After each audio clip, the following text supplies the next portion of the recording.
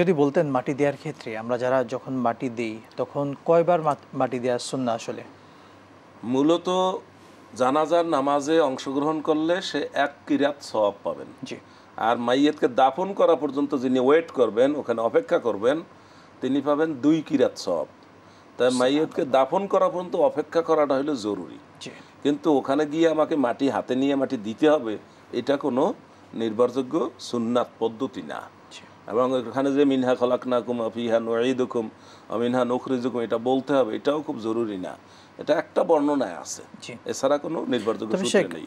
আমাদের অনেকে এই দোয়াটা এইভাবে পড়েন যে মিনহা খলাকনাকুম পরে একবার মাটি দেন, ফিহা নুঈদুকুম বলে আরেকবার মাটি দেন, ওয়া মিনহা নুখরিজুকুম তারাতান উখরা বলে আরেকবার মাটি দেন।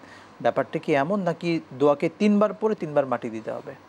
এটা ওই 3 অংশ পরে 3 বার মাটি দেয়। মূলত মাটি দিবেন বিসমিল্লাহ বলে। বিসমিল্লাহ বলে। বিসমিল্লাহির রহমানির রহিম, বিসমিল্লাহ বিসমিল্লাহ বিসমিল্লাহ এভাবে বলবেন।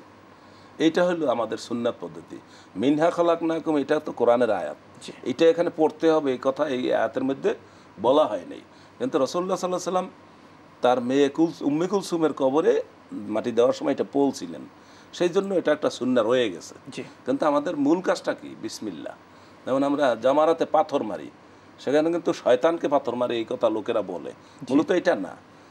কারণ পাথর মারা, তওয়াব করা, সাই করা সবগুলা জিক্রুল্লাহ, আল্লাহর জিকির। পাথর মারবে বলবে বিসমিল্লাহ, আবার মারবে বলবে বিসমিল্লাহ, আবার মারবে বলবে বিসমিল্লাহ, আল্লাহর জিকির।